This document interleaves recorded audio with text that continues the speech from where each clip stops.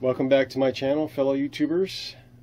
This afternoon I thought I'd make a short video on how I resize 270 caliber rifle brass into a 7.65 by 53 Mauser for an Argentine Mauser, and in particular a 1909 Argentine Mauser that I picked up recently.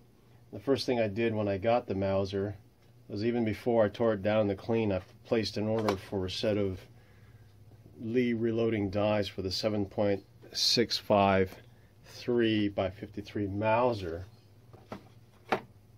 and then I watched a couple of videos on YouTube on how to use or convert 270 caliber rifle cartridges, or brass I should say, into 7.65 by 53 Mausers. Now there's a couple of videos that are floating out there on how to go about doing that, so I'm not going to go over in detail the steps, except to say in general what that process entails. Of course it takes or requires 270 brass. Then at some point in time, I recommend that you anneal the brass, since you'll be working with the shoulder, to resize the brass into 7.65 by 53. Now you can anneal the brass either before you start to work on the brass itself, like how I did, or you can cut the mouth of the brass off first and then anneal the brass. So it really doesn't matter if you want to do, the annealing before the cutting versus the cutting before the annealing. It's a personal choice. I managed to anneal a number of 270 brass here as the first step. The second step, of course, is cutting your brass. I know a number of individuals skip the cutting of the brass, or put that as a third step after they've resized the brass, but you may run into a problem with the length of the case in your die if you don't cut the brass as a second step. So what I've done here is I've taken a cutoff wheel, and just before this particular section of the brass here, I've basically cut it with a Dremel tool. You'll notice the Mauser brass, the length of the neck is significantly shorter than the neck of the 270 brass. So if you stay above this line here with your cutoff tool, you should have plenty of material to work with. So I recommend cutting it off right about above this particular part of the casing itself, and then you can go ahead and resize it. Make sure that you lube the case very well, or you will end up with a brass case stuck in your resizing die. You can resize the brass, then you can trim it to the recommended case length, and you'll end up with a piece of brass that looks somewhat like this. The problem that you will find with the Lee reloading dies for the 7.65 by 53 Mauser is that the shoulders aren't set back long enough with these dies. In fact, this is a fairly well-known problem with the dies. It's described as a 7.65 by 53 Mauser Belgian - Argentine, as though these dies work with both rifles. But in actuality, I believe the dies themselves are appropriately sized for the Belgian rifle, which has a shoulder that's different in terms of the setback as compared to the Argentine. So the first problem you will encounter, or one of the problems that you'll encounter using the Lee reloading dies to resize brass, 270 brass, or 30-06, if you so choose to use that cartridge instead of 270, is that the cartridge will not fit in the chamber of your Argentine Mauser, and you will not be able to close the bolt. Now, there's a couple of workarounds with that problem, or to that problem, I should say. And one of the workarounds is to take the shell holder and mill off the face of the shell holder here.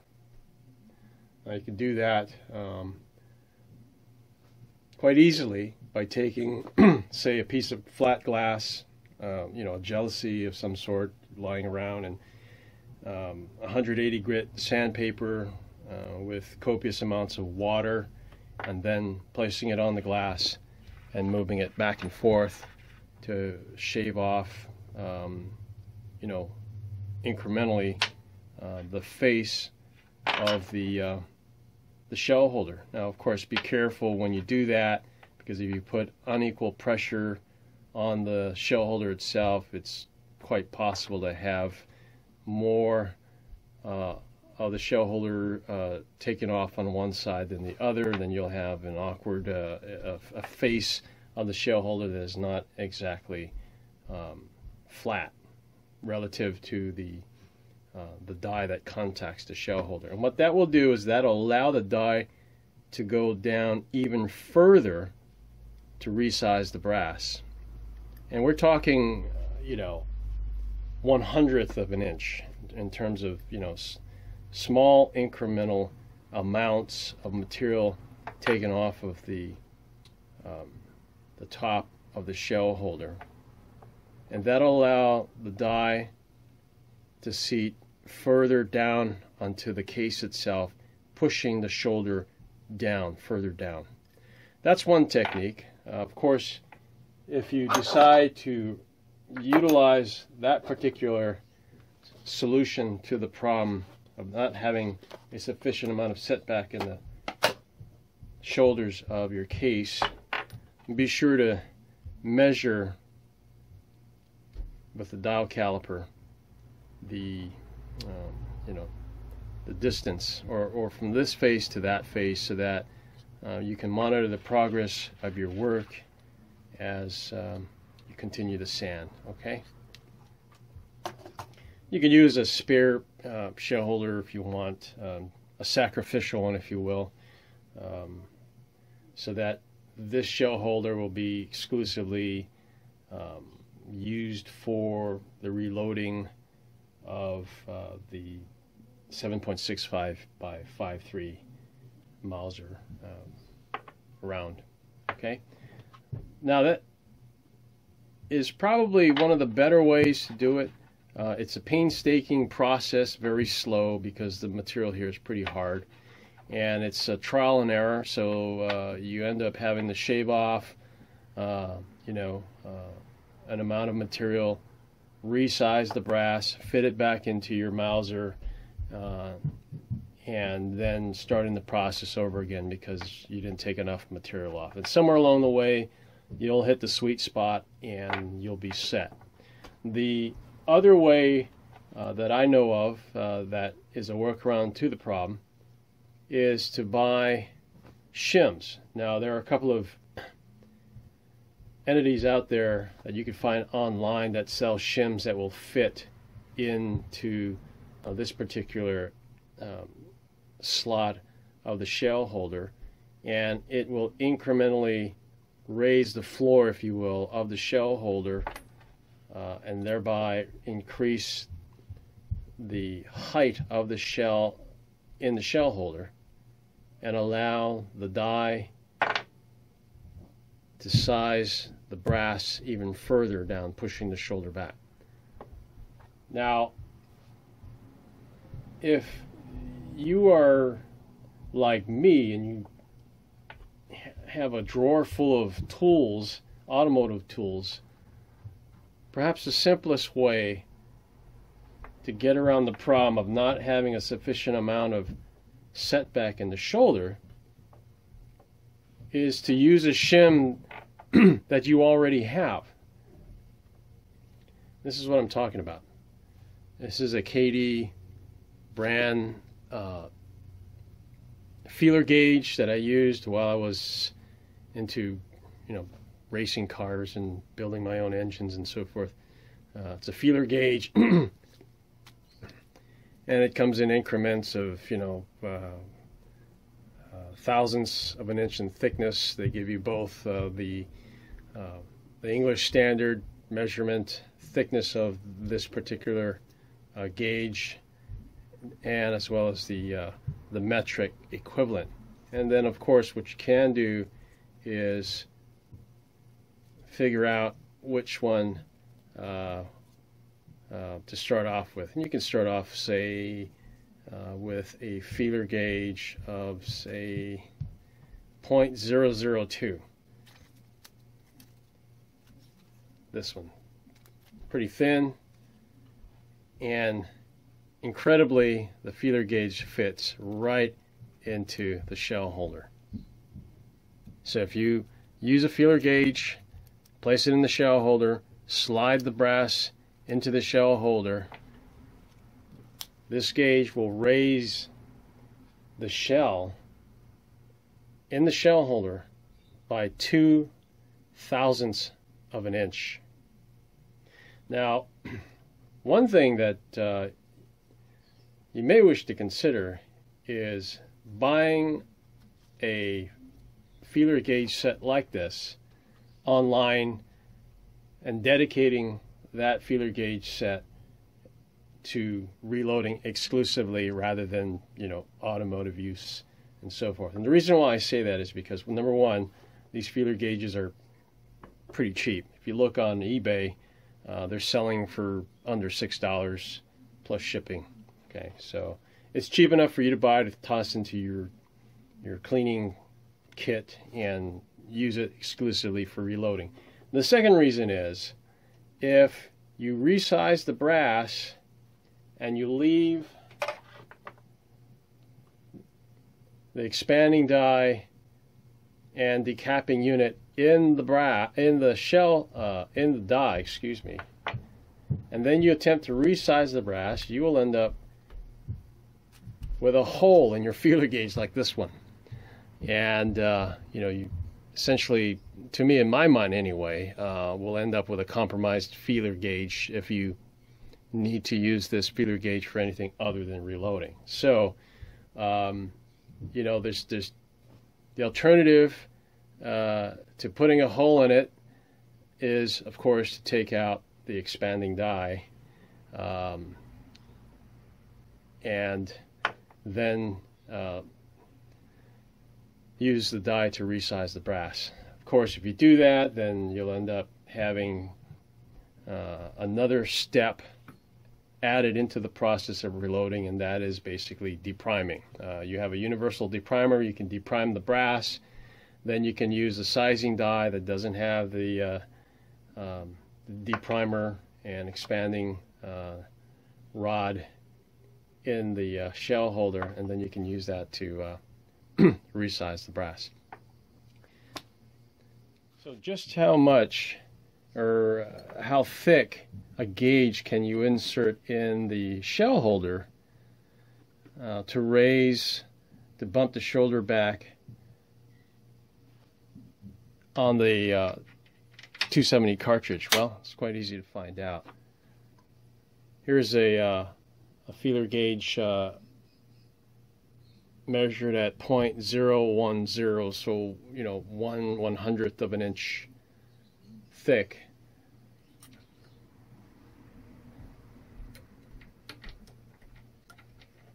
So that fits, and the 270 brass slides right in without any difficulty.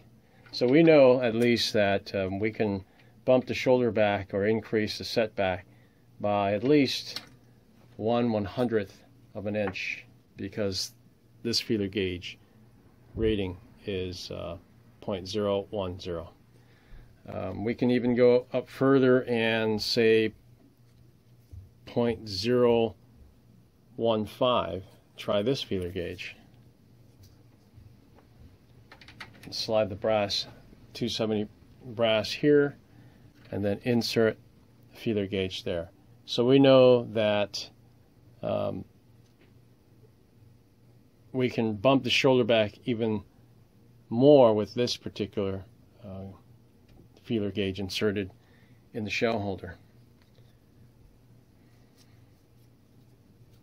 So let's try a 0.025 and see if we can manage to squeeze this feeler gauge into the shell holder with the brass in there, just for kicks. Oops, guess that didn't work. Let's try this.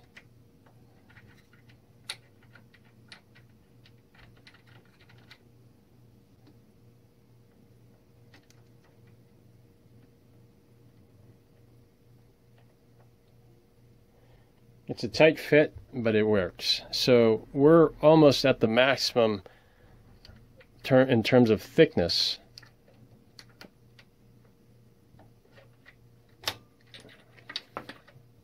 And probably may have exceeded the ability of this shell holder to hold both the feeler gauge and the 270 caliber brass in the shell holder. Yeah, see, I can't even insert it. So we can sort of back down and try instead a 0.024.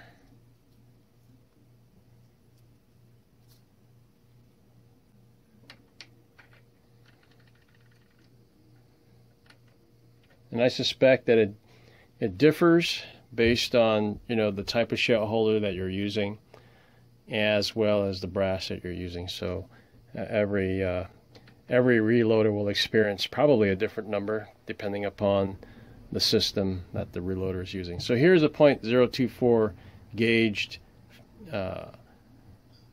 feeler gauge inserted into the shell holder, and it fits. So this is probably the maximum I would go in terms of, you know, raising the shoulder or bumping the shoulder back with this gauge. So how do you determine how much shoulder bump you need for your rifle? Pretty straightforward. To determine what feeler gauge you should use to resize your Mauser brass, you take the Mauser bolt and you disassemble it, and you remove the bolt assembly from the bolt body. Of course, you will also remove the extractor, and the reason why you remove the extractor as well as the bolt itself is that you want to insert the resized brass into the chamber and close the bolt without having the bolt stick. You know, if it's a really tight clearance, the bolt will close with difficulty. If the bolt closes easily, then that's the point at which you've determined the amount of shoulder setback that is appropriate for your rifle. Okay, so here we are looking at the breech of the Argentine Mauser, and I have a disassembled Mauser bolt with no bolt body inserted, and of course the extractor has been removed, and without a round chambered into this rifle, you can see how easy it is for the bolt to close. Effortless. And essentially what you want to try to do is sort of match this action here with the ease in terms of the ability to close the bolt. If you find after resizing the brass that you're having to force this down with a lot of effort, then the shoulder needs to be pushed back just a little bit more until you can get to the point where it's quite easy to close.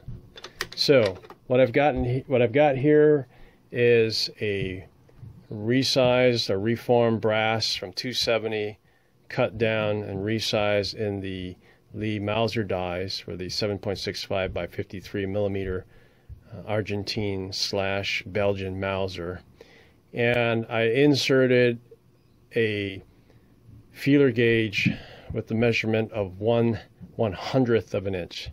So that allows me to bump the shoulder back 1/100th of an inch more than without, of course, the feeler gauge. And we're just using this for illustrative purposes to show you the difference when attempting to resize a brass to fit into your own Mauser with the appropriate amount of headspace.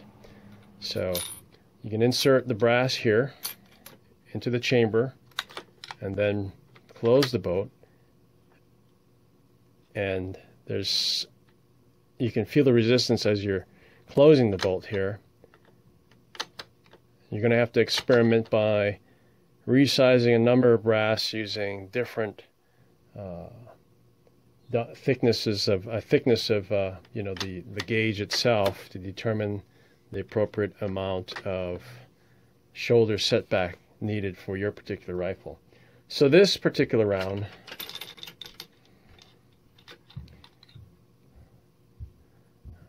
closes with some amount of resistance. I've then taken another piece of brass and I've used the feeler gauge that's measured at 13/1000ths of an inch thicker than with the previous brass that I used, which was measured at 1/100th. So the shoulder on this particular brass has been set back 3/1000ths of an inch more than the first piece of brass that I attempted to load. Okay, so we take the brass that's been pushed back further by 13/1000 of an inch and insert it into the chamber, and then we bring the bolt home, and the bolt closes with relative ease. So you're right at that point where you want to be in terms of headspace and the amount of shoulder setback. Quite easy.